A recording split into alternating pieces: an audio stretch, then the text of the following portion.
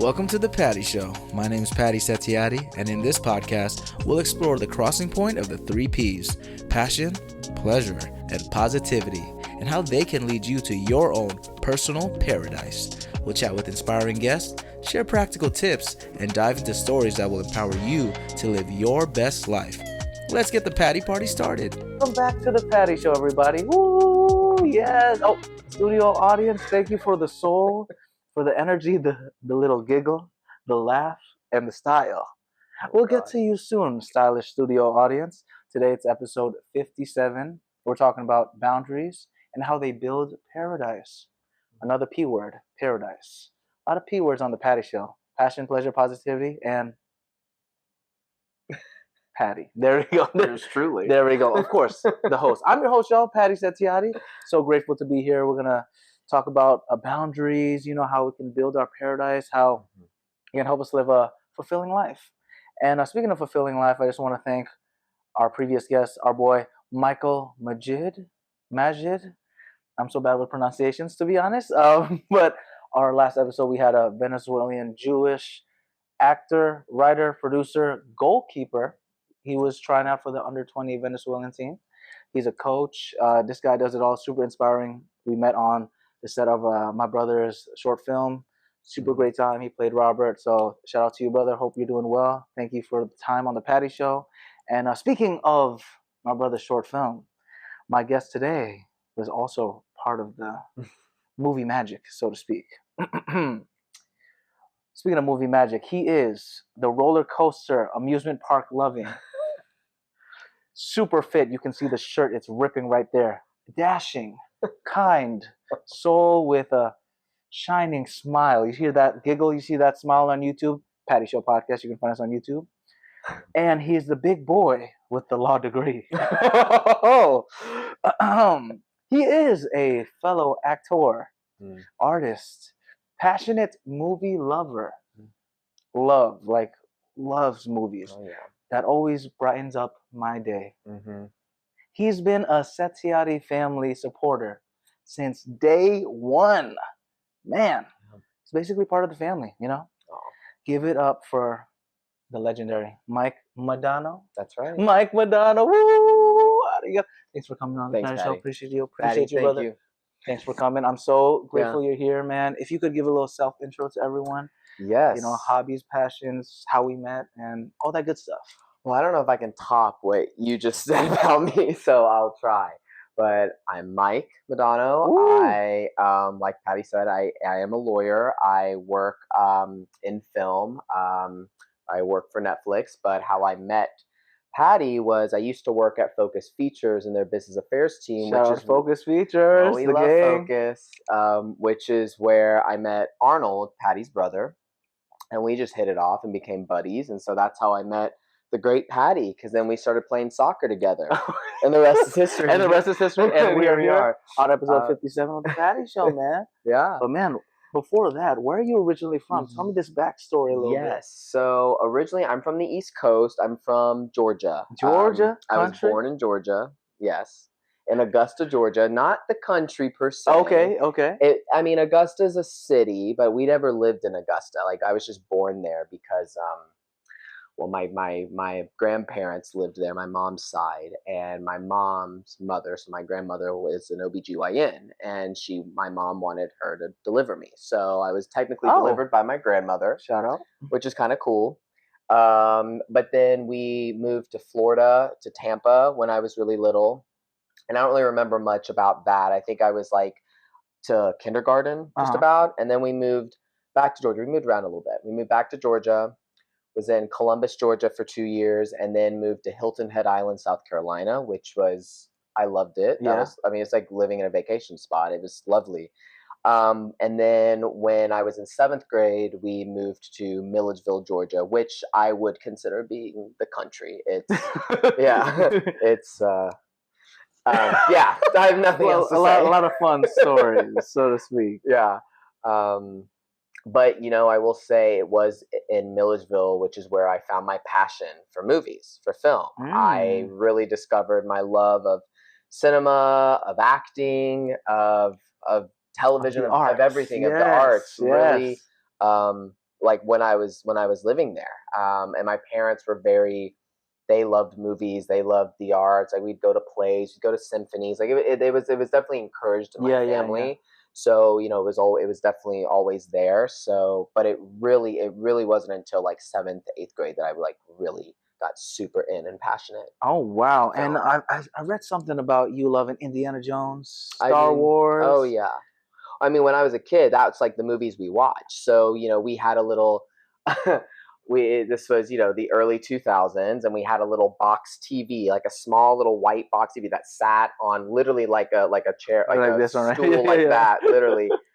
In front of our like our kitchen dinner table. So wholesome, and so we would watch movies with dinner, and like it'd take like maybe 3 nights to get through like a Star Wars or something, but we did it every night. Oh my God, that's so cute, man. I kind of miss that though vibe, because now it's like everything's on the phone, and a lot of people like eat by themselves, and I feel like, especially like, I think for our Indonesian culture a lot, food is like a love language, man. Like seriously, like just going to the dinner table physically eating with people around. I mean, technology, I guess, makes it cool. You can like call people while you're eating, but it's like it's not the same, No, it's not. And honestly, like it was cool that we got to like watch movies then, but I like sitting down at dinner and actually like talking, like actually talking to people, to people you're eating with.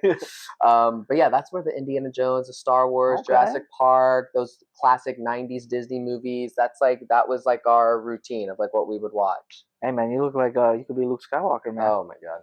It's the hair, look, the swooping hair, blonde, 6'2", from his backstage profile. My backstage profile did not say 6'2". I lied. I wish. Well, he's 6'2" now, with the energy of a 6'2" man right here. The country hunk over here. Oh God, man. So you moved around a lot, though. What was the reason behind the moving around? Was it just like it was my dad? My dad. He it was just like with relating to his job and his practice. So he it was all because of him. Oh, shout out pops. But I'm sure it also taught you like to adapt a lot when you were younger. Yeah. I was kind of like a shy kid, a little nervous, but you were a shy kid. I was actually, but it definitely does help. I don't know. I guess I did move around a lot, but I always made friends, and like, you do kind of change a little bit of yourself when you move to kind of like fit in, so yeah, but it was hard. I will say it was difficult. I didn't love the moving around. Well, you do adapt quickly, as they say. Very friendly person. And this is the flower section of the Patty Show. I don't have the sound effects yet, but we're going to get there. Flowers to you, man. Like I mentioned earlier, you took care of my brother. You still take care of my brother, and then you still take care of me.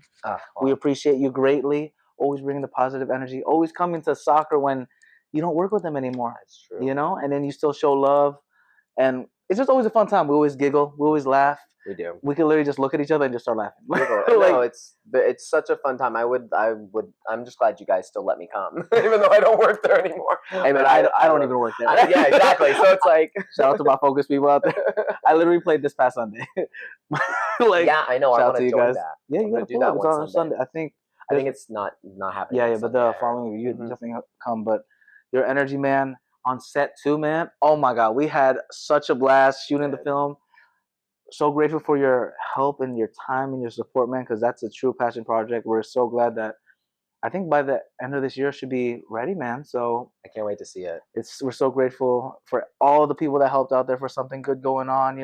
Hopefully our dad really likes it. We haven't showed him anything at all. We're trying to keep it as secret as we can to eventually give it to him and then see everything. So just grateful for you, man. Appreciate you coming on the show. Thank you. Thank you for having me. Thank you for letting me be a part of the short film. I mean, it's such an important story to be told. So the honor and pleasure is mine. So thank you. The pleasure.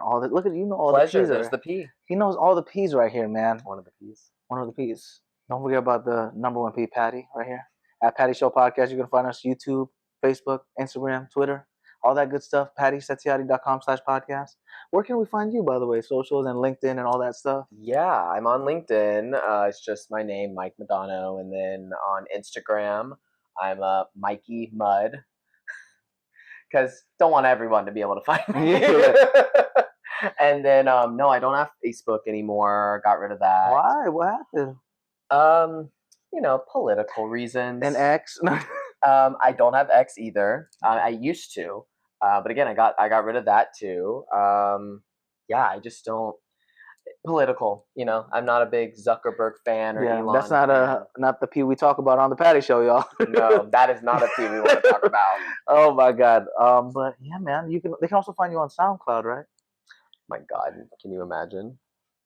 I'm not on SoundCloud. Yes, you are actually. Am I? Let's talk about this monologue that you did. Avery's. What is this?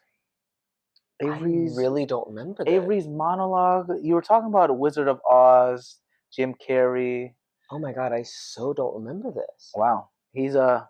I mean, okay, I guess one of the things, I was an actor. I love acting, but I did act when I was in Atlanta. So I lived in Atlanta for, my God, straight out of college, and I got an agent and started acting, like going to auditions and stuff. You got a doing lot short there. films. IMDb out. Woo. I do have an IMDb, and yes, but I don't remember what that is. I clearly didn't get the parts.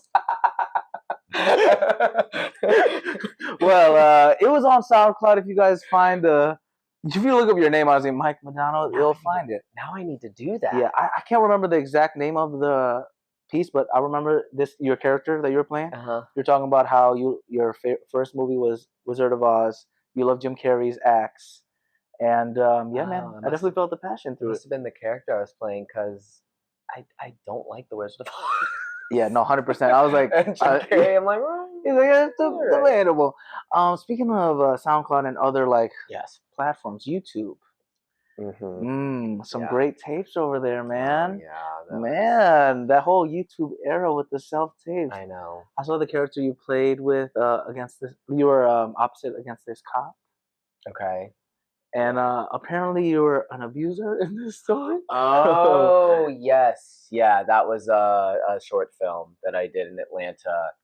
And yeah, it was about domestic abuse, and I was like, I just remember I wore this cool leather jacket. Yeah. The black leather jacket. Of course.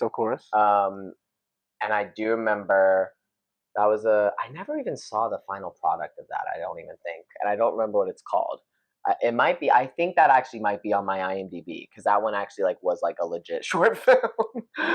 But yeah, I know I played the abuser. Yeah. I don't remember if we were married or if I was just her boyfriend. But yeah, that was not a good. I mean, it was a good role, but it was, Yeah, it was just, I was surprised because it was your reel. I think one of your reels, and I'm like, wow, he led with it for this the range. Yeah, that was on. Oh my God, I forgot I had that reel. Yeah, that was one of my old reels.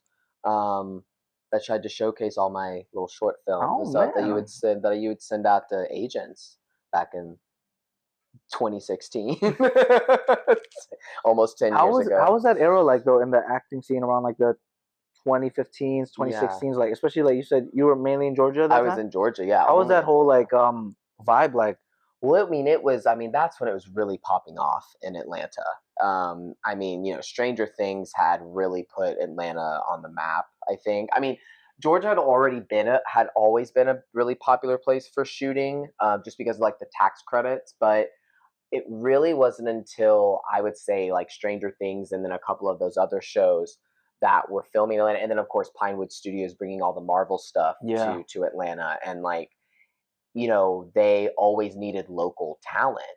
So, that created this whole acting community. Wow. In Atlanta. And it was a really cool scene. There were a lot of really talented actors there. But I will say the vibe was very different there than it is here in LA. And in that people here in LA take it so much more seriously than people in Atlanta do. It kind of felt like some actors and people in Atlanta were just woke up one day and were like, I think I'll be an actor. Interesting. Not really training. There were great acting like schools Yeah, and yeah, like yeah. classes that you could take in Atlanta, but the actors themselves, I remember talking to this one actor, and we were in a class together, and I was Yeah. like, who are some of your favorite actors? Like, what are their favorite performances? And like, they couldn't really like tell me any. And so then I started naming, and I was like, well, I really love Kate Blanchett, Michael Fassbender. And they were like, who? And I was like, you're an actor and you don't know some of the greats in our industry? Like, what? So that's kind of like that's what I see as the big difference between some of the actors that I knew back in Atlanta versus like here in LA. Wow, that's an interesting. Wow, you have really good attention to detail, man. Look at you, you're studious man. Law degree, man. This you do it all over here. You do it all over here, man. You compliment me too much. I'm being honest right here, But that's interesting though. So also, didn't The Walking Dead? Oh yeah, Right, The Walking Dead right. too. That was huge. Yeah, Yeah. yeah. I remember them mentioning all that stuff. I was like, wow, maybe I Yeah. should go down south. But You would have slayed down there, I feel like. I've never been to Georgia actually though. I loved my time in like New Orleans was fun for a little spring break action, and then Nashville is super cool. I've never been to either of those places. Really? Yeah, I know. Oh I my grew God. up in the South. Recommend, man. So Yeah. I'd say, well, I mean, they're definitely touristy, I'd say, because especially like the major cities. But I'm a tourist. What can I say? I love to hop around. That's why I have trust issues. Where's my wife? Help me find my wife in Netflix. Oh, at Netflix. Okay. Netflix and chill. Literally, big Extra chill. extra chill. You know what I'm saying? We'll get to the Netflix part eventually because your story is so fascinating, man. Georgia, man, you were just conquering. Athens, Georgia, explains the Greek god body, of course. Oh God. You know, I'm saying, you see the shirt is gonna rip open, guys. Whenever we play soccer, I'm like, all right, take it easy, sir. Take it easy. There's children watching, okay? Athens, Georgia. I didn't even realize there was an Athens. Yeah. In Georgia. What's that like compared to like Atlanta, or like where were you from originally, the town? Like Milledgeville, where I went to high school. Were they different or similar? Very different. All of those places are all very different. So Athens, Georgia is where the University of Georgia is. Oh, so okay. This is the big state school, and that's where I went to. That's where I did my undergrad. So it's a college town. It's a college town. There's a lot. It has a great music scene. It's a very progressive, like most college towns kind of are. It's got a great art scene, a lot of like craft jewelers and artisans, and not as many actors, but big in music. I think like Lady Antebellum was like discovered there, you and just like triggered a core memory. I used to listen to them. Yeah, they oh my were God. discovered there, and like, oh my God, there's another big group that I am totally blanking on now. But yeah, so that was what Athens was like. And then of course during the fall, it's a huge football school. The University of Georgia is, so that changed the entire town. Went on a Saturday in the fall. It was crazy. So then Atlanta, obviously, Atlanta actually I think is really similar to LA. Really? It's got pockets and neighborhoods like LA has that are very different from each other. It's just so much smaller. You could drive, all of Atlanta in probably like 30 minutes, whereas like it takes you 30 minutes to get anywhere. Yeah, no, absolutely. Yeah. So but they were very similar. I think Atlanta had just diversity, whereas like the rest of the state doesn't really have much diversity unless you like go to like Savannah or one of some of the bigger cities in Georgia.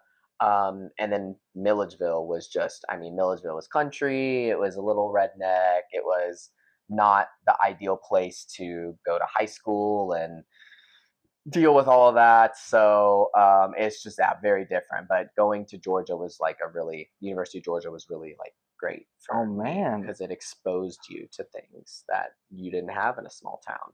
They expose you to things. People, ideas, books, a lot of stuff. Mom, we love you. a lot of stuff out there.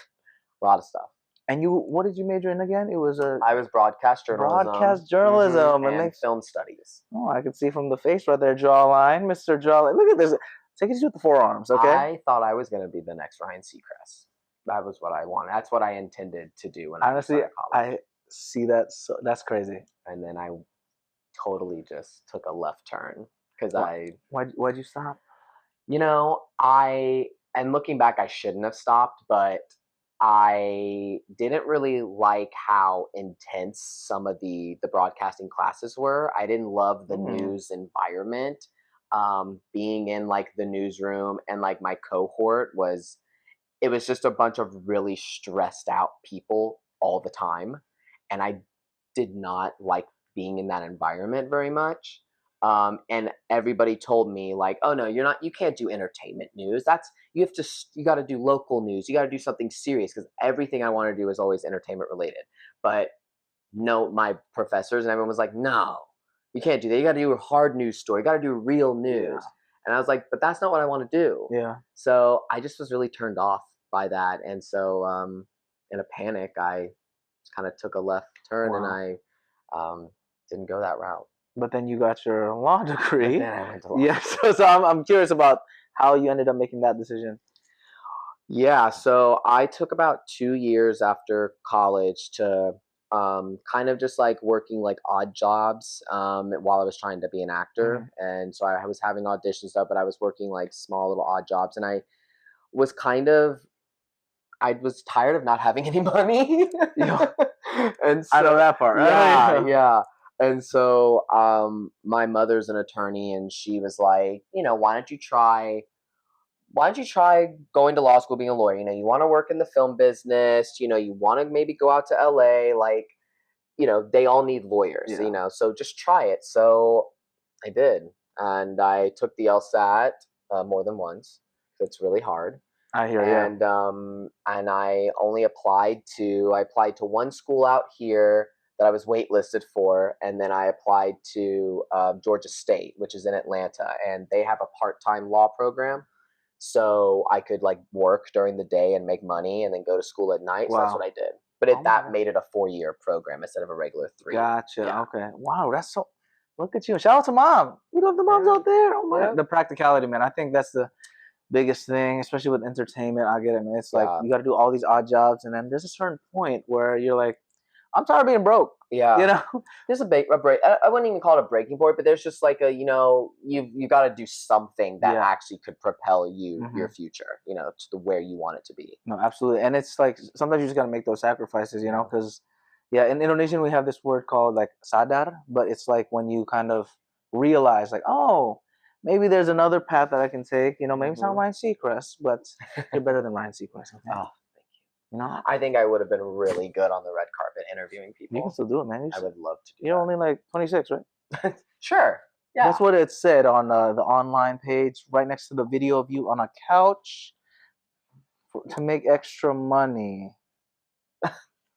Oh wait, that's a wrong slide over there. Is that one of the gigs? Wait, what are you talking about? A video of me on a couch? On YouTube? Yes. Well, it was it must have been another like self-tape or some kind of audition. Maybe it was a different tube. Mom, don't watch this part. I'm telling you, you've done so many different things, man. I don't know how you don't see it. I don't know. I've seen so much stuff. You guys got to check his YouTube. It's at Mike Mudano. You do a lot of Oscar reviews. Oh, yeah. Well, that I posted a bunch of stuff for that. But that's that passion. I love that, man. I had my own like movie award, like my award show. Like I know. I saw some. I'm like, this man never sleeps. Like I cut it all together too. That's all of it. Wow. I had video editing. I know. I used. I learned that in college, like to work Premiere, and so that's what I would. Oh my God! Okay, look, multi-talented over here. It's cool. Oh my. Yeah. Well, I always thought sometimes the Academy, I thought this was back in the day, like I started doing this little awards show where it was just Mike's Movie Awards. And I had 10 categories. Tell me the categories. So it was like, of course, the major ones like Best Picture, Best Director, Lead Actor and Actress, Supporting Actor and Actress. And then I had like Original Score, Cinematography, Visual Effects. And I think that was it. Yeah, the visual effects. Yeah. Was that 10? I don't think I had an editing category. Anyway, and screenwriting. Duh, that's the one I was reading. Big one, screenwriting. And I started it in 2009. So I was a freshman in high school when I started it, and basically I would review and take into consideration every movie that I watched that I had never seen before, whether it came out in theaters or whether I rented it or pay-per-viewed it or something back then. It made it all eligible for Mike's Movie Awards, and I did it twice a year. I did like half the year, and then Oh my God, because I watched a lot of movies back then. I mean, a lot. Man, that's why you and Arnold's connected, because this brother too. My brother Arnold, I don't know how he's all the time.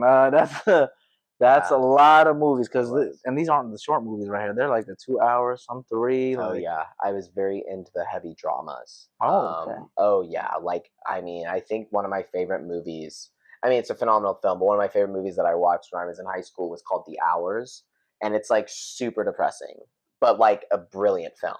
But just like that was the kind of movies that I was drawn to back then. Wow. I know. What does that say about me in high school? I don't know. It looks like you had the pop punk era, the eyeliner. I had no. Okay, you know what? But it was like close. It was like, yeah, I might as well have been like that because of the movies that I watched. The All American Reject shirt, no, literally. Like that type of vibe. No, everyone was on that kind of vibe.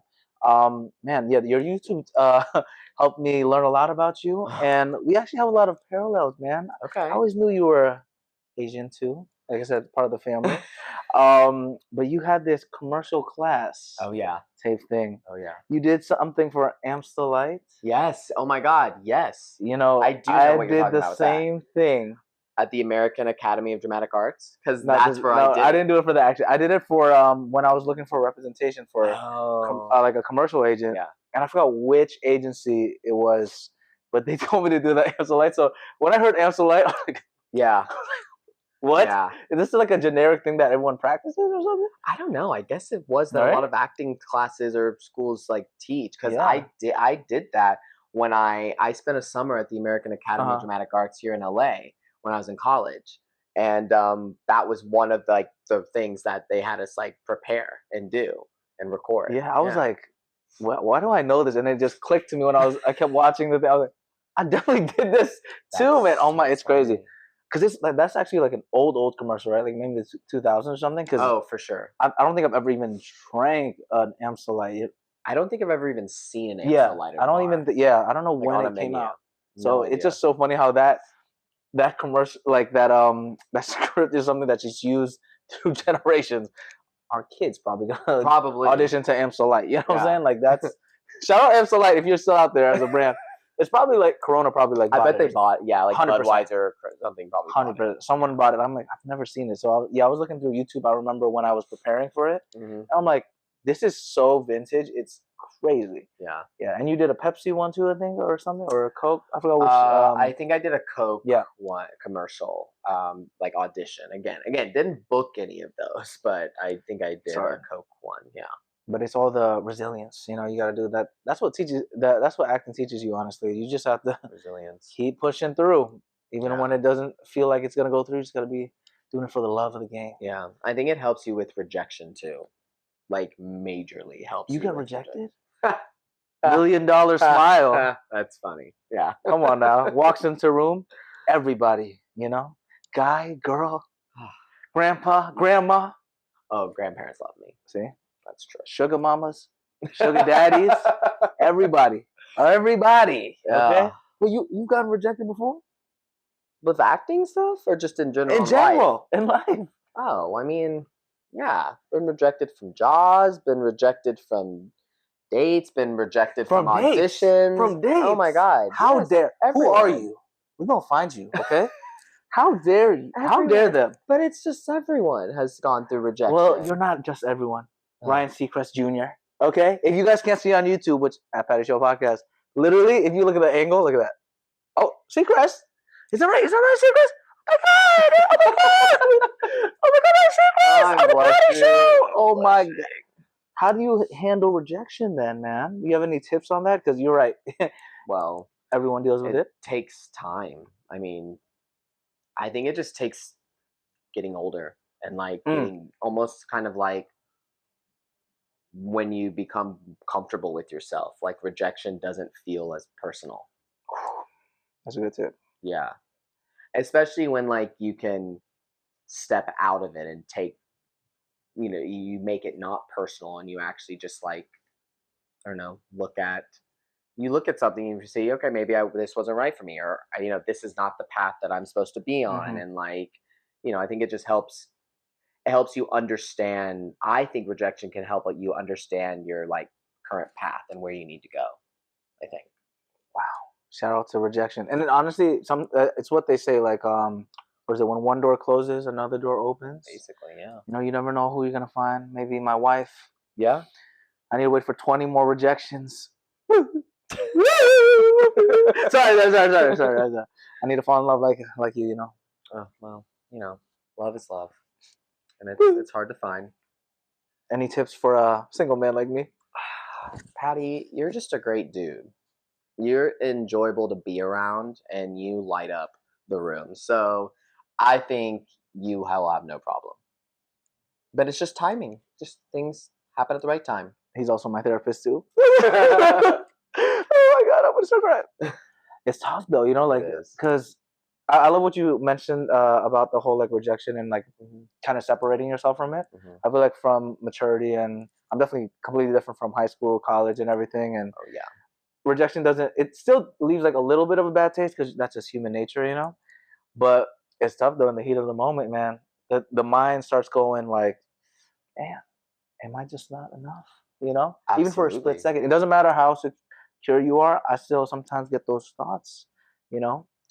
Oh, absolutely. And like trying to be an actor too at that time. I mean, camera picks up every ounce of insecurity you have behind your eyes. Like if you can't even fake that. So you have to be so secure with yourself. And I think when you're in your early 20s, and you don't really know anything about anything really. You think you do, but you really don't. Yeah, act that you get rejected a bunch, and that makes you think a little stronger. But God, it made me feel even more insecure. Yeah. Yeah. Even Ryan Seacrest gets insecure. You see that, everybody? Ryan Seacrest, senior. Ryan Seacrest, what are you doing right now? Does he still like do stuff on TV? I saw recently. I think he's like hosting Wheel of Fortune now. Yeah. Really? Yeah. I would have never expected that. Yeah, I'm pretty sure. I saw an ad and he was on it with Vanna White. Interesting. Well, maybe we'll make our own version, the Patty Show Wheel of Fortune. Oh, that would be fun. And then you'll be my Ryan Seacrest. Okay. Okay? I want you to open up everything. Hi, guys. Let's just do Fashion Police and I'll be Ryan. That's way more fun. That would be a fun one, man.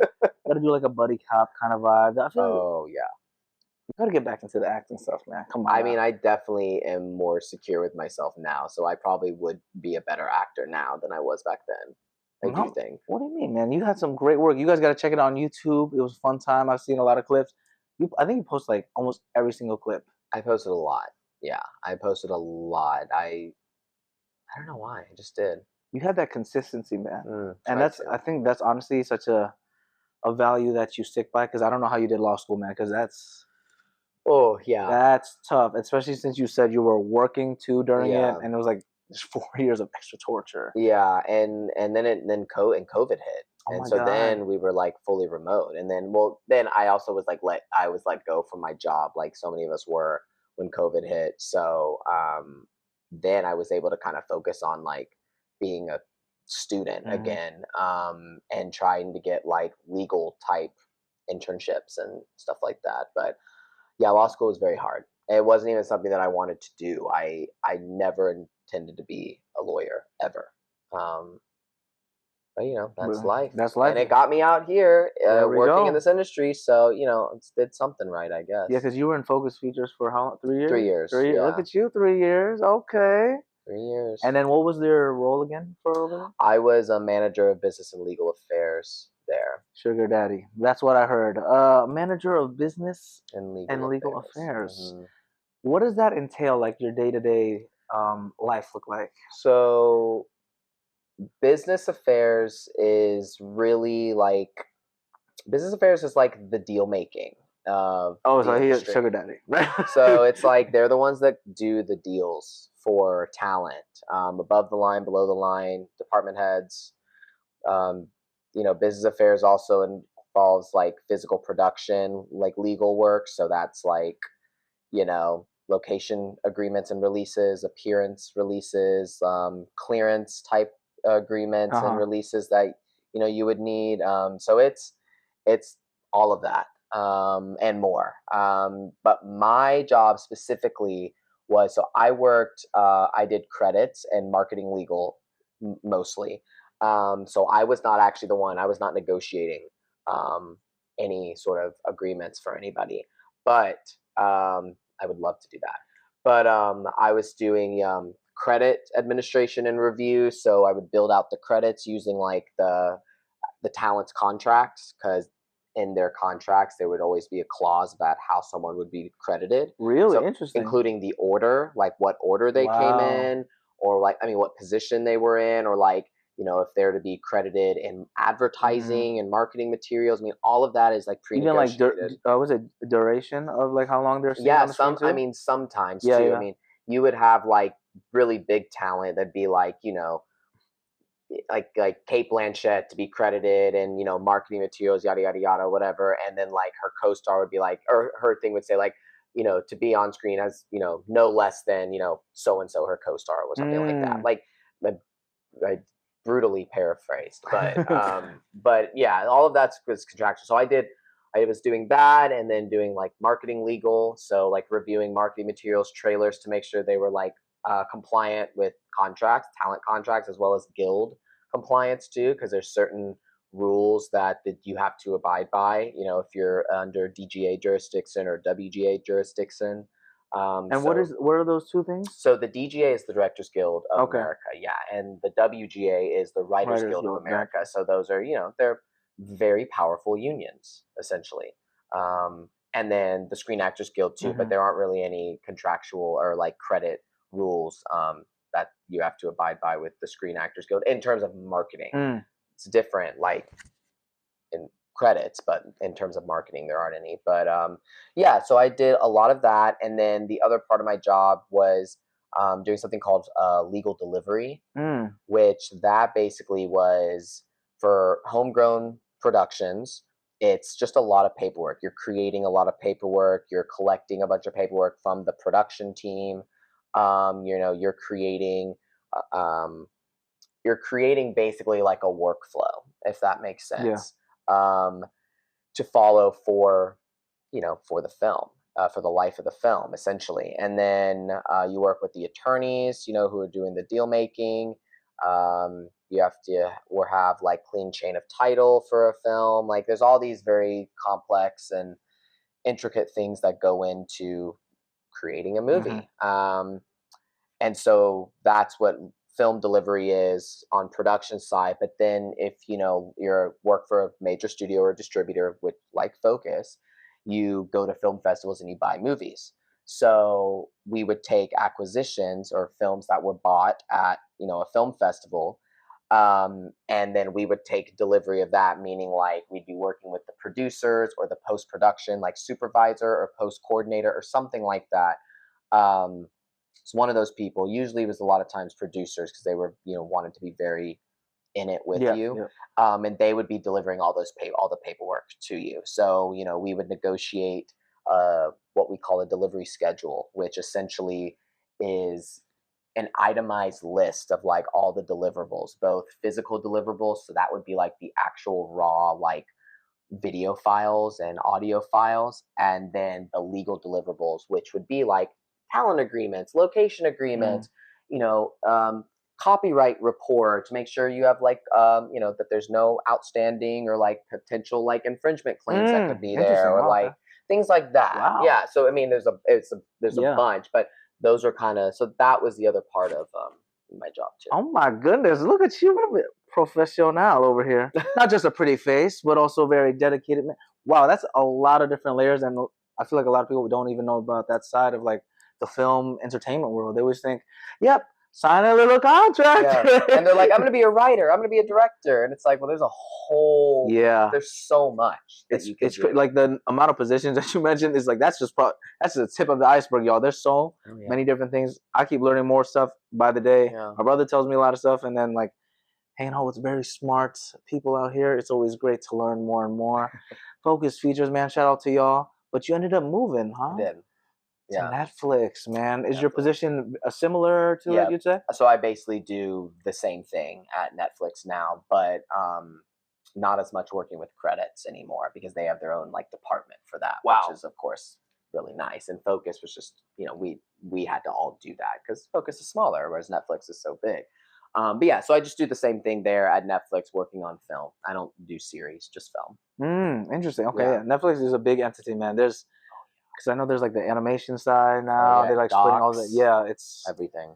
Man, all these big corporations is just wild, man. Seeing like how they have this like, I wouldn't say well-oiled machine sometimes, but like all these corporations, is just crazy how it all just like works together. It's just fascinating, man. Yeah, I mean, when you look at like the major studios, and now their biggest rivals, which are these streaming tech giants, essentially.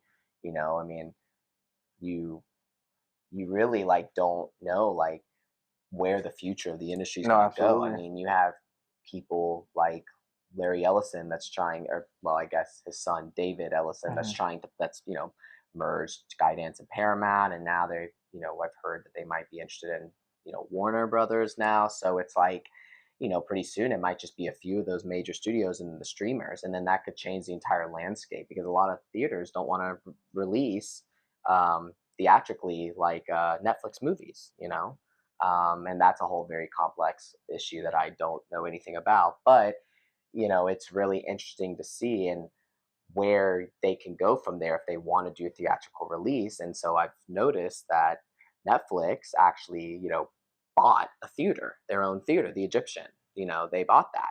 And so it's like they really have like fully vertical integrated like of this whole industry. Like they produce, they release, they exhibit. It's like, it's almost kind of like back in the old days of the studio system where like the studios had control over everything, but this time now it's like these streamers. It's interesting. And they're trying to take control of everything. They're like, give me my Infinity Gauntlet, No, literally, it's like it's interesting how history repeats itself. It's kind of wild because I did see something maybe it was a couple of months ago where they're opening up a Netflix studio in New Jersey or something. Oh, because of like some like tax incentive or something like that. Well, that maybe. Or that was like a couple of months ago, so they probably maybe either axed it or whatever. But I mean, New Jersey, I feel like would be a good spot just because like there's so much range of like location because you could be in the mountain. Yeah, surprisingly, there's like the mountain. Of course, you got Jersey Shore. Shout out to Jersey Shore. So you got the beach. Yeah. And then like near like Princeton, it gives like DC vibes because it's like college town, like you mentioned. Like how every college town vibe, like shout out to Yale, New Haven, all those college towns are like similar. I feel like it's just one brain that just made the infrastructure. They're like college kids, books, and underground tunnels. Yeah, like, bars. In bars. That's basically what it is. Because it doesn't matter what state you are in. If it's a college town, you'll see the same kind of vibes. Whether you're in Georgia, you're in Connecticut, maybe in LA, best place on earth. I do love LA. You love LA? I do love LA. And where are you at again? Where in LA? I live in Sherman Oaks. Sherman Oaks. Shout out to the SO. Is that what they call it? Or you know what? We could start that. We'll start the SO. The SO. That's the thing. When I moved to LA, it's crazy. Almost 2 years now. There's so many different like acronyms. I know. I remember the first time I heard OC. I'm like, at first I was like, I thought they said OJ for a second. I'm like, Samson? I'm like, no. We were talking about that guy, I was like, what is OC? And I'm like, and then like San Diego, even people say like SD. Really? Tijuana, they say TJ. I'm like, what's up with the West Coast, man? No, I guess no one wants to just pronounce it. I know, they're like, you know what? It's too long. Let's just, I mean, LA. See, LA. Yeah, LA. You're right. Because no one says CT. No one says Connecticut. So just say Connecticut. What about Atlanta, though? Don't you guys say ATL? Some people say ATL. Yeah. I think that's kind of fire, though. No. It is kind of cool, ATL. Yeah. I always just referred to it as Atlanta, but I Uh-huh. have heard ATL. That's a popular acronym. Is there an acronym for Athens? AT? No, it's too short. Yeah, It's it's too short, Athens. right? It is. Yeah. Makes sense with like I said, the Greek god body. Speaking of the Greek god body, I have to know, man, you're a busy man, working hard, all that stuff. How do you stay in shape? How do you stay fit? All that good stuff. Any tips for the people out there that are trying to balance, the 9 to 5 crazy life and staying active, fit, Well, for the future? to relate it to the topic of the podcast with saying no to like distractions and like setting boundaries, yeah, I mean that's how you kind of have to do it. Um, I probably try to work out 3 times a week. I'm really not that much, and then we have soccer on Of course. Thursdays. So I go in the morning, or I'll go after work, or I'll try to go on the weekends, and it's just setting up the boundaries for yourself, so to make sure you follow and making sure you follow them. That's the hardest thing. Absolutely, just making sure man. you actually just do it. Because the knowledge is out there, man. You can find it on Google, YouTube. You can find anywhere. You can find his stuff on YouTube too. I just want to emphasize there. Yeah, there's a lot of stuff. I wish I had the time to watch everything. We might have to do a screening eventually. Oh my god. Focus people. Let's if you guys like that, could you like? Oh god, no one, don't look. I know Jake is gonna want you to do it. I go and delete. Yeah, put everything on private. Actually, don't, because I already have it. I'm not gonna do that. But yeah, man. I think because the knowledge it's there everywhere. You can even like find exercises in books, and obviously you can find it on Google and everything. But it's that accountability and actually executing it, man. What are some of your tips for like actually executing these exercises? For example, is it like maybe putting a timer in? I know some people are so unique where they physically put in the schedule. Like let's say gym time is 8 a.m. to 10 or something like that. How do you maneuver all that? Just like, well, in relating to like the gym, I go when I feel, when my body starts to tell me like you need to go to the gym. Like I don't know about you, but I will feel like just like sluggish. Yeah. So I think it's like my body telling me you need to go. And then when that happens, I'm like, it becomes a priority for me, and I just will like, I'll just go.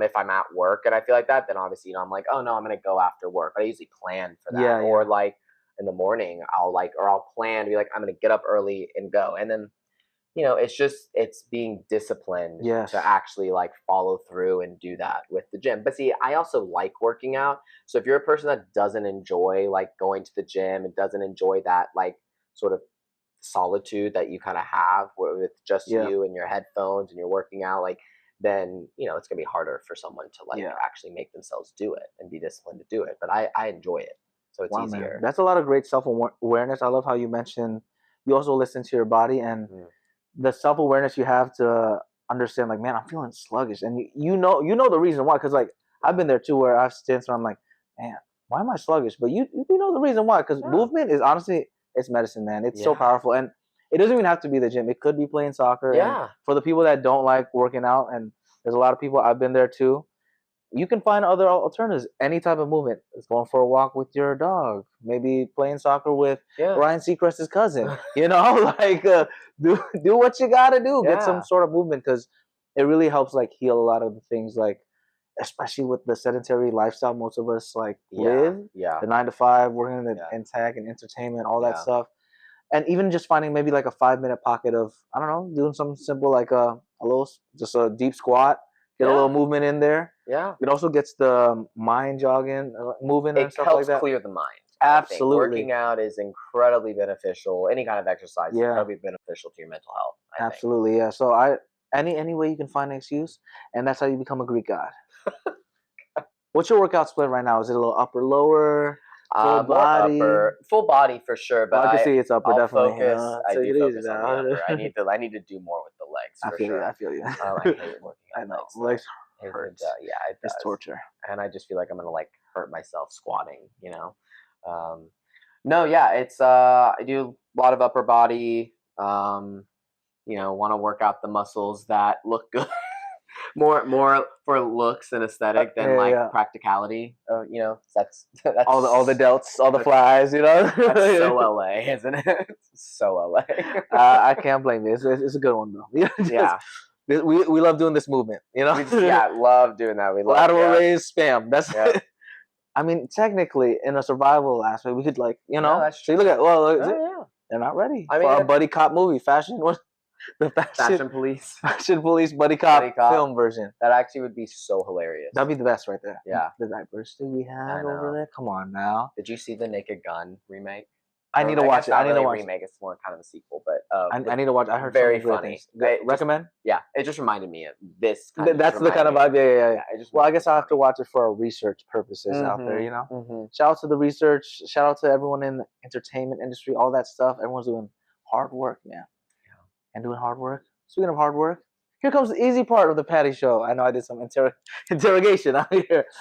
We got our topic today, man. You did mention the boundaries and everything. Let's talk about this first talking point, okay? Okay. Boundaries for creativity. Okay. How do boundaries support your creative flow or career passions? Well, boundaries. It's important to know when to say no, both personally and even in your career too. I mean, setting professional boundaries with people that you work with, like, you know, I'm not going to be available 24/7, even though we all have work phones and we could be. Setting that expectation of like, I don't respond to emails after a certain time. Yeah.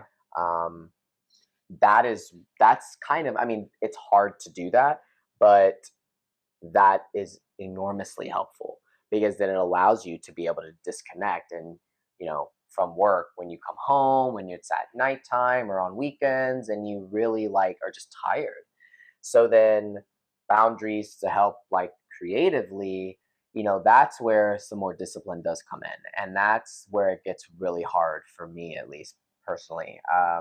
You know, it's saying no to like hanging out with friends, you know, it's on a weekend or after work, you know, going to see a movie or something with friends, you know, it's if you're really passionate about working on something creatively, like whether you're a writer or, you know, you do videography or something, whatever like, it is, whatever it is, I think it's really setting that time for yourself is really hard to do. And one of the things that I did that actually has helped me a little bit get back into get my creative juices flowing again, was I got the book The Artist's Way. Oh, we were talking about that on the podcast. Yes, Artist's Way. It's it was great. And so it's discipline.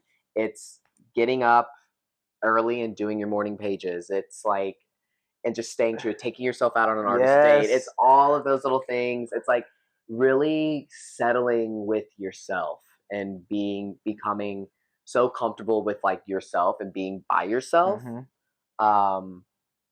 That helps you create those boundaries. So then you can achieve what you want to do, or perform in the best way possible. Yeah, exactly. I think, oh man, I need to really dive into that because actually, first season of the Patty Show, episode 5, I believe, or 6.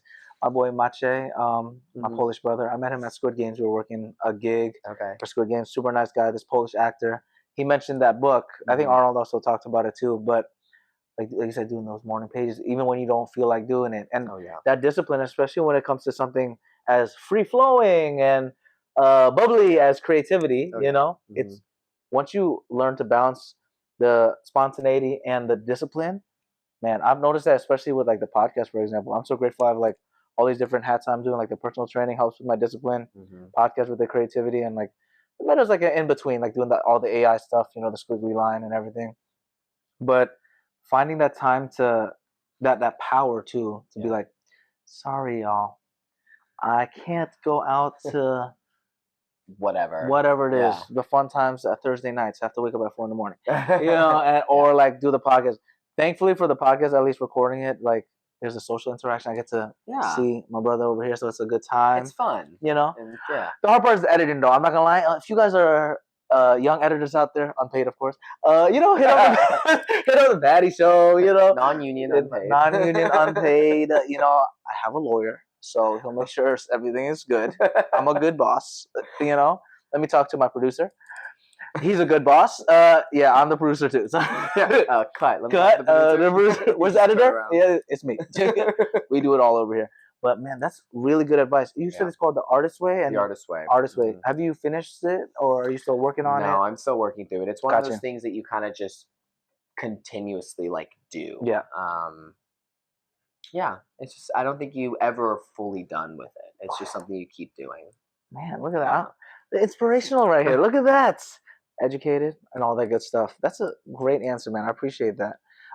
Speaking of passion and some projects, because you are in that creative realm again now, which I love to see, by the way, because you have been working so hard, man. You're working so hard at Focus Features and Netflix, man. Hard working out there. Yeah. Thank you. I appreciate it. It's hard, but pays the bills. And, Amen, and it is pretty cool. Yeah, and some of the work we do is really awesome, really man. cool. Yeah. It's all perspective, finding that Definitely. perspective. What passion project came alive once you said no to distractions? Yeah. So I actually wrote a children's book. Yeah. It's not published. I'm working with an illustrator right now to get the illustrations done. But yeah, I wrote a children's book. I was just it helped inspire me to do that. And I'd always wanted to, I always liked writing. And I, would write short stories and just like, do little writing exercises that would help. But this idea just came into my mind, and I was like, this would be great as a children's book. I don't want to say too much about it. For legal reasons, I don't want to say too much about it. Give us a little, But essentially, it teaches about acceptance, about how being different is not something to fear or be ashamed of, but actually something that should be celebrated. And to that it's okay, and that it's okay if you're different, that people will love you, you will find your family, and it's just to love yourself and love your differences. That's kind of what it teaches. And there's a little small environmental component to it. Environmentalist component. But again, it's that's the main message. That's a universal message, man. I wish I had that book when I was growing up, man, because me and Arnold, our whole family moved around a lot. Sometimes we like just hopping around and always feeling like the outsider. Like me and Arnold were born in Norwalk, Connecticut, bougie neighborhood, very affluent, all that stuff. Only Asian kids. And then we go to like Bridgeport, Connecticut, like inner city vibes, more diverse, but also only Asian kids too, again, and then it's hopping around, going to Indonesia, for example.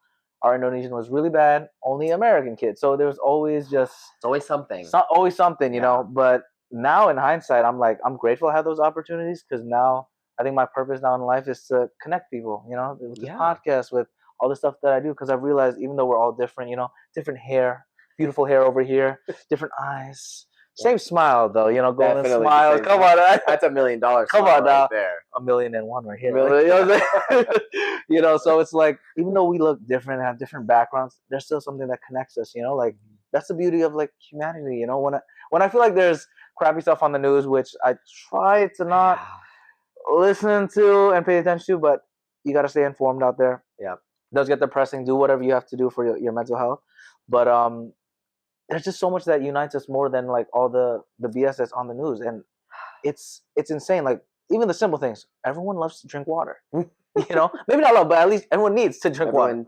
I know some people that don't like drinking water. My clients out there, y'all better be drinking water, all right? Seriously, if you're working out, come on, stay hydrated out there. I know we get thirsty out in LA. It's dry out here. It's dry. Double meeting.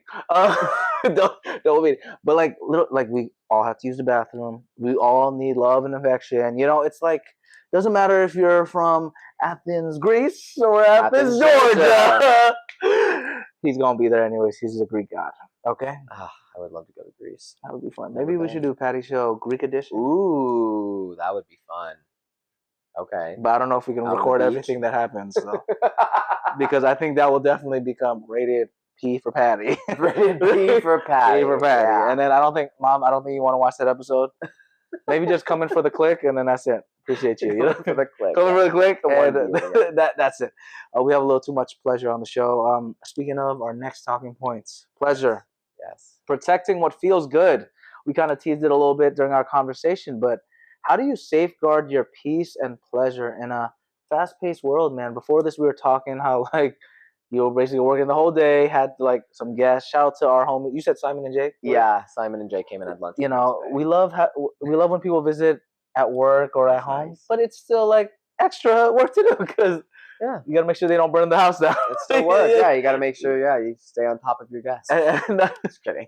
We love you. We love you. Yeah. It's fine. No, that's a good question. I have.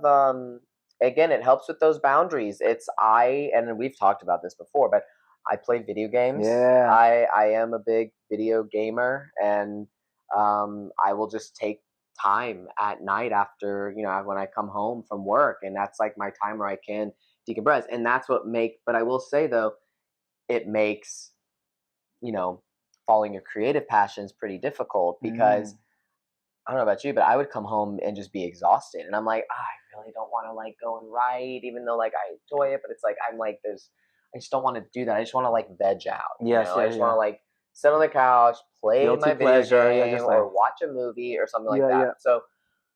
So that makes, makes it a little hard. So you kind of have to set a boundary even with yourself. Absolutely. I agree. Yeah. Which, is actually much harder to do, I think, than setting the boundary with like, friends and stuff. Or professionally. I'm glad you pointed that out. And it's something that it takes time. And there's just some days, sometimes you just have to forget the boundary, because sometimes, the stress and everything. But I think for me personally, what's helped me a lot is like scheduling, even though I'm not the most like analytical guy and all that stuff. I've always been the free flowing, like in the family, black sheep, y'all. Like I just love traveling, having a fun time. Woo, whoop-de-doo. But then I work for a tech company, so it's so weird. I don't know either. Yeah, it's black and white difference. Yeah, there. It's weird. I don't know either, to be honest. Shout out to the people that support me. I love you guys. But yeah, man, just using the calendar helps a lot. Like when I scheduled this with you, like I put in my calendar, I'm like, okay, I can't veg out today. I'm gonna veg out after this self-tape though. I'm just gonna, I'm gonna veg out when I go home after this. Literally. What video game are you hooked on right now? Ooh, so I have been playing. It might be a funny one, y'all. Okay, it's something that I like to call cozy gaming. Okay. So I've been playing Disney Dreamlight Valley. Disney Dreamlight Valley. It's so sweet. And it's cozy. Oh my God, gaming. Is that the one you told me during set when we were shooting? Yeah, where it's like you're trying to rescue all the Disney characters and bring them into your little town. And you can build houses and you like farm and like it's simple. It's not like an action game. No, it's like there's not even slow a real pace. There's not even a real narrative. It's cozy. It's just. But do you play it on like the PlayStation? Yeah, I play it on PlayStation 5. Yeah, and you can buy like outfits and furniture for your house and stuff, and like it's like so cute and it's so fun, and it's like big and open world, so you can just explore. And so I've been playing that a lot. I did get the new Assassin's Creed that I was going through. What's the new Assassin's Creed? Shadows. That's the one that takes place in feudal Japan. Yeah. It's cool. It's a really cool game. Storyline is okay. It's not my favorite out of that line of games, but the gameplay's fun. Man, I miss the old Assassin's Creed, man. Oh, I know. My boy Ezio, shout out to you, bro. God, that Italian Renaissance one. That was the best one. Best one. Like that's like maybe if I had a top 10 of video games, like narrative ones, that got to be top 10. He was so good. Yeah, ahead of its time. The mechanics were pretty good too. Totally. And actually, funny enough, I actually didn't fully play it. I just watched it on YouTube. That's how good the story was. That's how you know the story is good. No, it was so good. Like I was like, man, this is insane. Like I got to play a little bit of the gameplay, but I was like, man, I just need to see the story, man. Like. No, I know. Like another good video game that like I kind of just didn't really play and just saw the story was Uncharted. Oh, I love Uncharted. I did play those. So you went through all 4 of the games? And it was during pandemic actually. Yeah. So I tried to do like the hard mode on, I forgot which one it was, maybe the 4th or 5th one. But then I was like, this is too damn hard. I just want to follow the story. So I played the easy mode on it. Easy. I'm here for the story. Yeah. So like they have the tracking for the shooting. Yeah. One shot, you're dead. Perfect. And then like whenever Sully's there, you just have to run a little bit, and that's it. You reach the checkpoint. Yeah. And it was so nice. It was so fun. But the story, I love that adventure type. It makes sense. You live in Indiana Jones, so it's the Well, I always thought of Nathan Drake, the main Yes. character in Mhm. Uncharted, as like Indiana Jones 2.0. Like yes. he was younger, more modern, Yeah. but like undeniably so fucking Oh, so yeah. so Yeah. cool. There we go. Sorry. Don't worry. So We love you, cool. Mom. But but those games are so fun, and I'm with you. The story is so compelling. The character development is Oh my so good. goodness, man! Yeah. I need to that might be my little binge later, just watching some gameplay stuff because Oh, I know. it's so fun, man. It got me hooked. I played Spider-Man 2 and Spider-Man. I've not played those. The PlayStation one's so good, actually. Yeah. If you're a superhero fan, like I was Yeah. addicted to the swing because me and my cousin we used to always play all video games growing up, like Blockbuster with like renting the stuff. Oh yeah, I We miss had one Blockbuster. called Hollywood Movie. Yeah, I They had had Hollywood. one? Oh, no we lived way! on the East Coast. Really? Mhm, Oh my god! So Mhm. my dad would always just get like random movies and then video games. So if I had a video game, I'd just like rent it out to my cousin. We do like a swap so we could have multiple. You know what I'm saying? You know how it is. That rotation. Oh my god. Yeah. Simple times, man. I might have to get back into the gaming world now. You should. But I'll get addicted, to be honest to it. That's why like the cozy gaming is nice because there's not really like a story. It's just like mindless and it's fun. Yeah. So it helps. But it's all about those boundaries, y'all. Set those boundaries to have a successful life. Yeah. Because you can that's the thing. I feel like balance is a word that always gets thrown around a lot. I get it, but it's so true because when you take something away completely, like let's say like for diet, imagine it's a cupcake, right? Shout out to cupcakes out there. I love cupcakes. I love vanilla. Me too. Vanilla cupcakes. Vanilla cupcakes, yeah. With blonde. I mean, with chocolate frosting. Chocolate. Blonde. I mean, blonde. Vanilla. Are we talking about vanilla? I'm confused. Well, aren't we all like sometimes? Shout out to growing up in the South. But you're saying the cupcakes. The cupcakes. Yeah, I don't know how we got. Okay, the cupcakes. The discipline. I feel like there's a certain point where if you always push that thing away, that vice, it comes back to bite you even worse. Yeah. Well, that's where moderation and like a little bit of self-discipline, come into play. Like, you don't have to. This is gonna sound. I don't know how this is gonna sound. You don't have to quit something cold turkey. Like just like you're trying to go on a diet. Okay, that doesn't mean you need to cut out cake and cookies and everything like and sugar like completely. Just like reduce it because it's also not good for your body. You need like moderation in everything. No, absolutely. And like I have a sweet tooth, like Me too. Crazy sweet tooth. So I get it. I'll never like not like if you just give me a red velvet cake from Porto's. Oh, that's my favorite. I know. I could eat the whole cake. That's how good it is. But if I ate it every day, and it would just not feel good because I've had those days where like I ate like absolute crap, eating so much sugar. The next morning, oh my, I can't wake up that good. No. It's just because like it's literally a hangover. It's just sugar. I mean, it's might as well. It's like going out drinking, except drinking is worse. But like it's the sugar. Absolutely. That gives you such a hangover. It makes you feel so bad. Obviously, you can use the sugar for like a good workout for like the pump and everything. But like I said, it's the moderation though. You can't eat if you eat a whole big cake of the Porto's red velvet. I love you. If you guys want to send that to Patty, you know where to find me in K-Town. And might have to hit that up after. I'm gonna have to share that with me. We out to SO Sherman Oaks. They're the Porto's. We have a Porto's in Burbank. We might have to take a pause. Come back. It'll take us an hour. An hour because we're in LA. It comes back with the whole gang. But yeah, just having that moderation is so key because you like getting the hint of it. That's all you need really most of the time. And I like to tell that to my clients and even to myself. Like most of the time, it's just that craving that you just need like that little bite. Yeah. And then just eat your regular stuff after that. And then you feel good. You won't regret it. Yeah. And you'll protect your peace. Yeah. And your stomach will thank you later. Oh, it definitely will. And like, I mean, I do.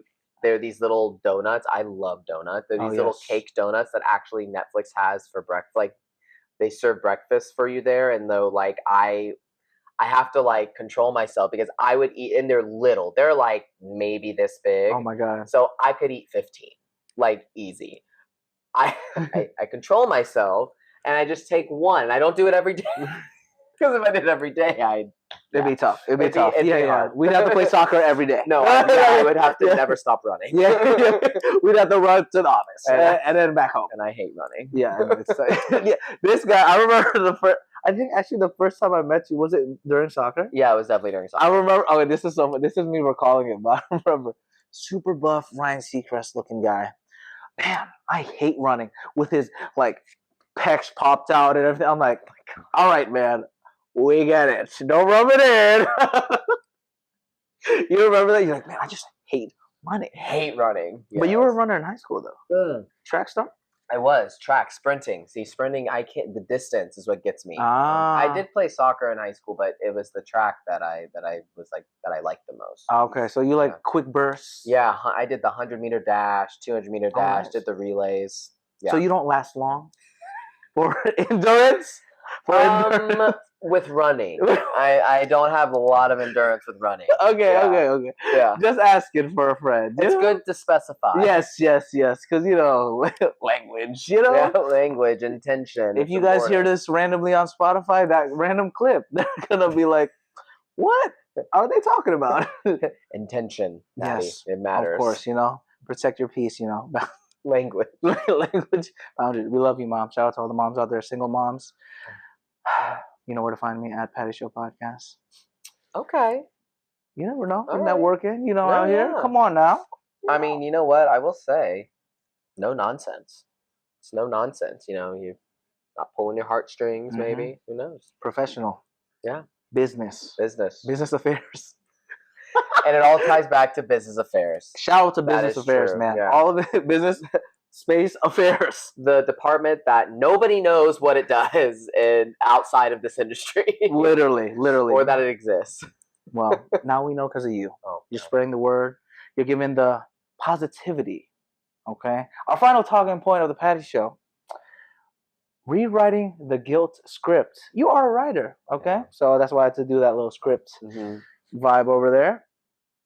How did you overcome the guilt of setting boundaries? I'm sure you probably had those moments where you felt like, man, I'm playing video games. I feel like video games have such a bad rep nowadays. Like they're like, oh, you're a loser, you need this, whatever. How did you overcome that? And like, how do you, I guess, maybe promote it to some people out there, maybe your friends that are like trying to enjoy their life a little bit more, I think I think really removing the guilt, it comes from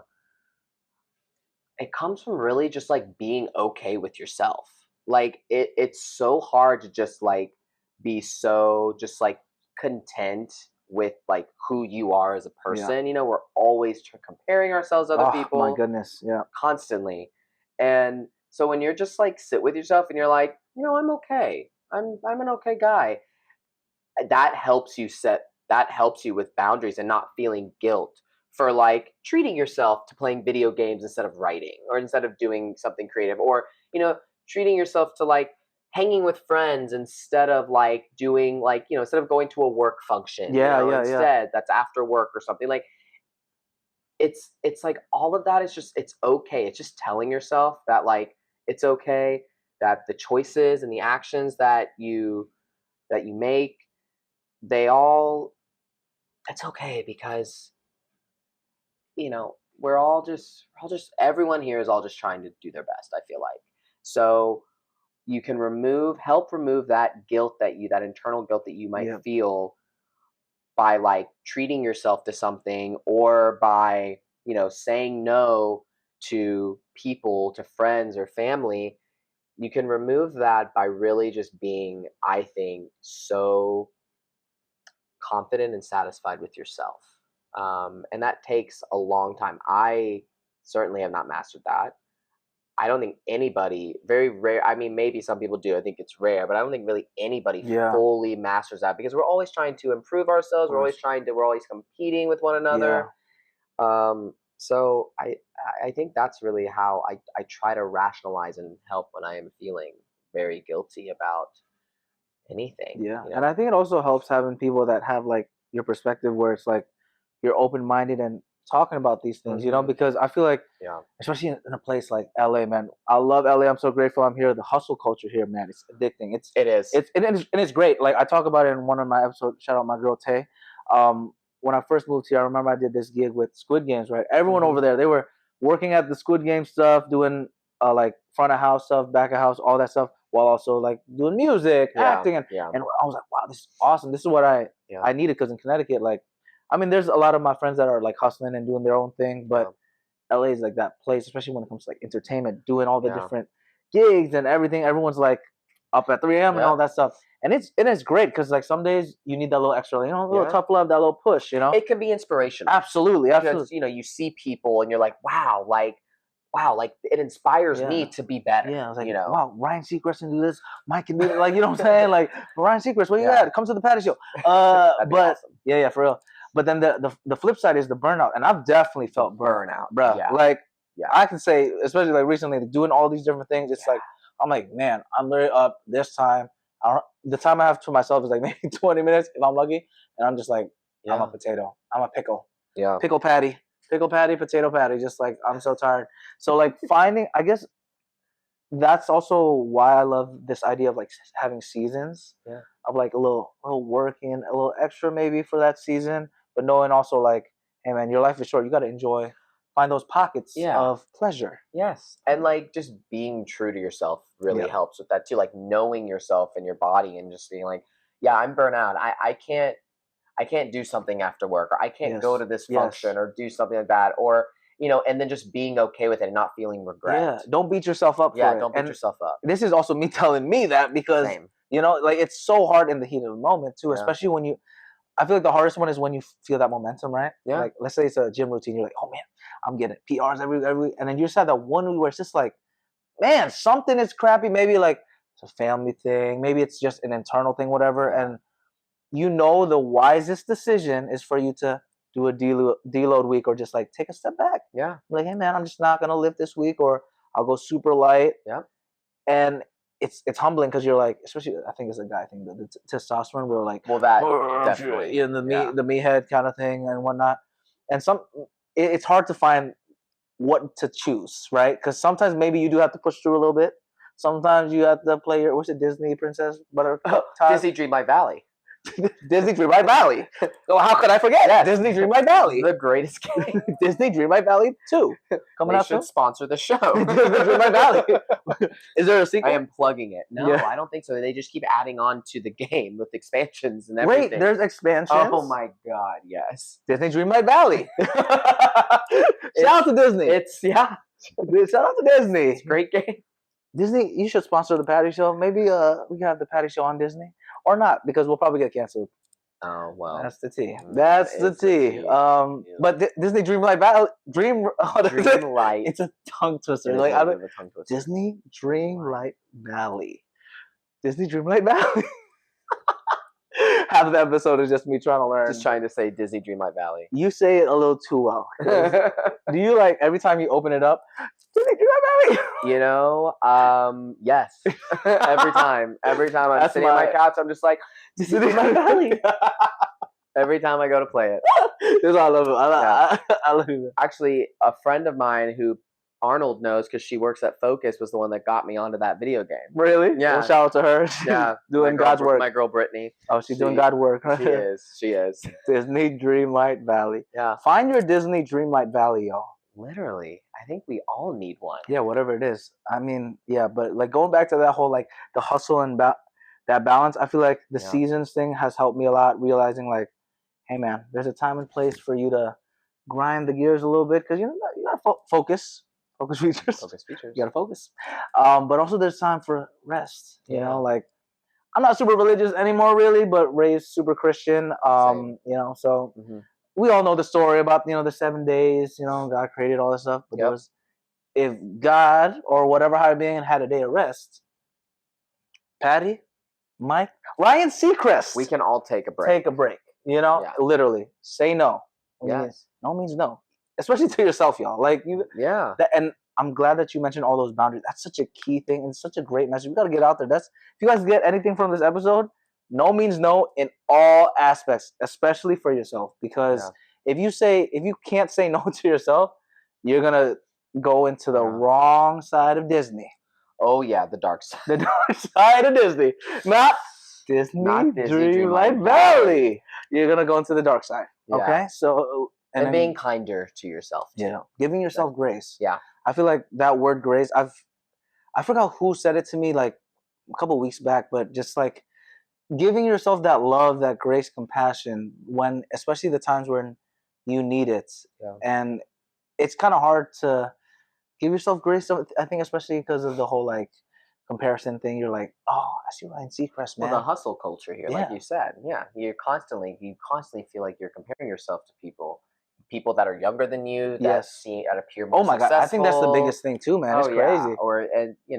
But again, it's just being kinder to yourself, and everybody's timeline is different. Oh yeah. And you don't know what anybody else has really going on. It may look like they're doing everything right on the outside, but you don't know what really is going on with them. So again, it's all just being kinder to yourself and like setting those boundaries to help with your mental health, to help with you creatively and professionally, and then also just to avoid burnout, obviously. Absolutely, and like it's I think just that will make you a happier person. And when you're a happy person, or at least like you're comfortable with yourself, you form like really good relationships with people because it's authentic, because you're authentically yourself.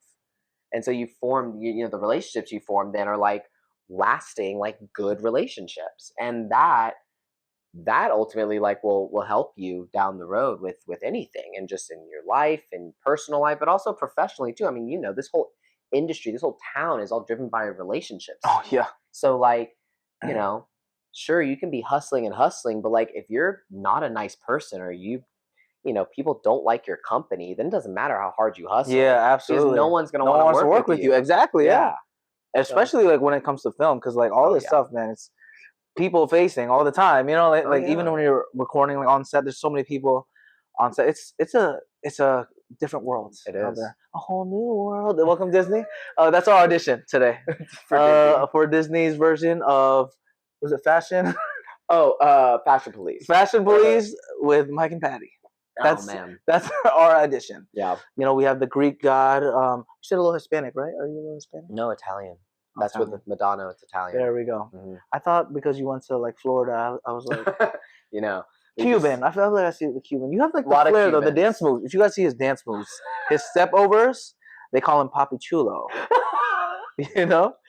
At least I don't call him that all the time. Not all the time. But somebody does. Sometimes.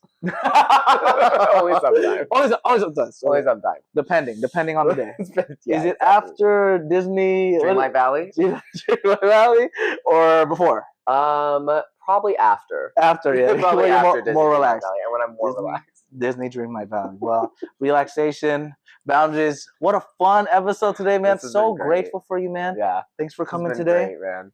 Where can we find you again on your socials? Is at? At Mikey Mud for Instagram, and then just Mike Mudano, last name spelled Mudano for LinkedIn, and those are the only socials I have. There we go. And we have something to expect in the future. Children's book coming out. Yes, a children's book.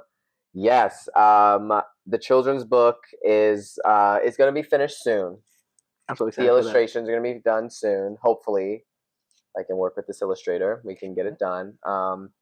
I did forget. I also have a TikTok, and I do movie reviews on TikTok. Yes, come on now. TikTok. Sure. What is it? Yeah, that's what is my TikTok handle? Is it Mike?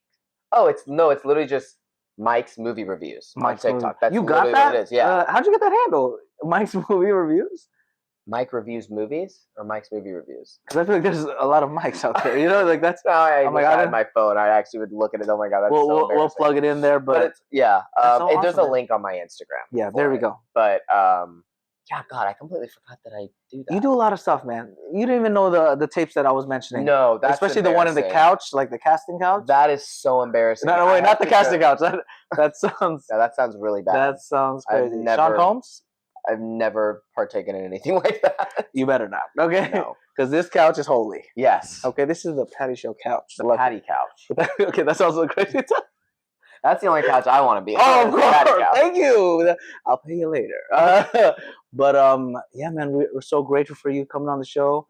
We got to have another episode with more people, some focus. That'll be fun. A little focus That roundtable. would be fun. A focus roundtable would be good. I'm trying to get more of the focus people on the show. Yeah. So, you guys know where to follow us at Patty Show Podcast, TikTok, Instagram, Facebook, YouTube. Let's get those subscribers up. Bring the good energy.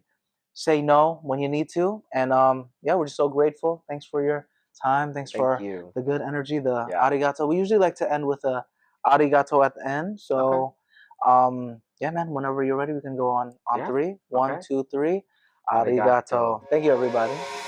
Thanks for joining me on this episode of The Patty Show. I hope you had as much fun as I did exploring the crossing point of the 3 Ps: passion, pleasure, and positivity. If you want to keep the Patty Party going, follow us on Instagram, TikTok, YouTube, and all social platforms at Patty Show Podcast. Share this episode and leave a positive review. PattySetiati.com/podcast, as well as pattyshow.podbean.com, have got more of your Patty Show needs. In the meantime, keep passionately pursuing your personal paradise. Arigato.